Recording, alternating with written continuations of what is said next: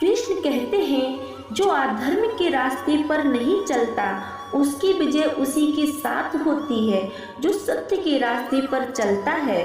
संघर्ष भरी जिंदगी में कामयाब होने के लिए आपको धैर्य और समझदारी दोनों की जरूरत होती है।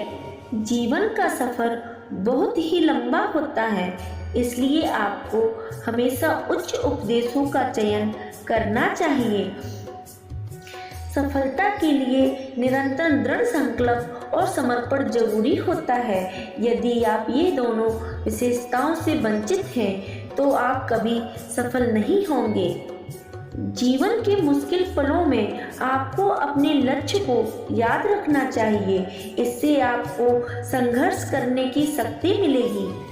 अपने लक्ष्य के लिए संघर्ष करने के लिए आपको स्थिर होना होगा, इसलिए आपको धैर्य और सहनशीलता से संघर्ष करना होगा। अपने संघर्ष के समय निराश ना हो, क्योंकि निराश होने से आपकी समस्याएं बढ़ सकती हैं। संघर्ष करते समय हमेशा सकारात्मक रहें, यह आपको सफलता के रास्ते में मदद करेगा। श्री कृष्ण कहते हैं, हमें अपनी कर्तव्यों का पालन करना चाहिए और उन्हें संपूर्णता निभाने के लिए संघर्ष करना चाहिए। सफलता के लिए आपको अपनी जिज्ञासा को बढ़ाना चाहिए और उसे निरंतर संवेदनशीलता के साथ जीना चाहिए। श्री कृष्ण हमें सिखाते हैं कि संघर्ष के दौरान हमें अपने संघर्ष को सामने रखना चाहिए, जिससे हमें अपनी मनोदशा को नियंत्रण कर सकते हैं। जब आप संघर्ष कर रहे होते हैं तो आपको हमेशा सफल होने के लिए उद्यमशीलता और आध्यात्मिक सहायता के साथ काम करना चाहिए। जीवन में आपको संघर्ष से डर नहीं लगना चाहिए, क्योंकि संघर्ष हमें आगे बढ़ने की शक्ति देता है। श्री कृष्ण कहते हैं कि जीवन में हमें अपने सपने पूरे करने के लिए संघर्ष करना होगा और इस संघर्ष में हमें हर दिन सीखना चाहिए। संघर्ष के दौरान आपको सकारात्मक रहना है। अपने जीवन में सफल होने के लिए हमें धैर्य और सहनशीलता रखनी चाहिए। जीवन में हमें संघर्ष से नहीं घबराना चाहिए, इससे हमें नई ऊंचाइयों की तरफ आगे बढ़ने में मदद मिलेगी।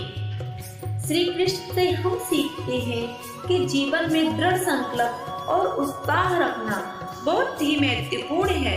श्री कृष्ण के उपदेशों से हमें यह समझ मिलती है कि सफलता के लिए आपको धैर्य और कड़ी मेहनत के साथ काम करना होगा। संघर्ष से निराश नहीं होना चाहिए, इससे हमें सीखने और सुधार करने का अवसर मिलता है।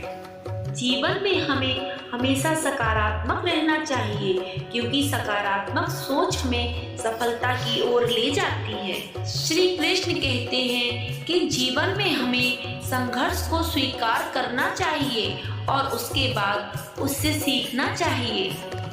जब आप स्वयं को जानते हैं तभी आप अन्य को समझ सकते हैं। इस उदाहरण से हमें यह समझ मिलता है कि हमें स्वयं को जानना बहुत ही महत्वपूर्ण है, क्योंकि जब हम स्वयं को समझते हैं तो हम दूसरों को भी समझ सकते हैं। संगीत का सबसे महत्वपूर्ण उद्देश्य आत्मा को शांति देना है। इस उदाहरण से हमें यह समझ मिलता है कि संगीत न केवल हमारी मनोदशा को बेहतर बनाने में मदद करता है, बल्कि हमारी आत्मा को शांति भी देता है। जो व्यक्ति सभी से प्रेम करता है वह भगवान के समान होता है। इस उदाहरण से हमें यह समझ मिलता है कि हमें सभी मनुष्यों से प्यार करना चाहिए और यह हमें भगवान के समान बनाता है।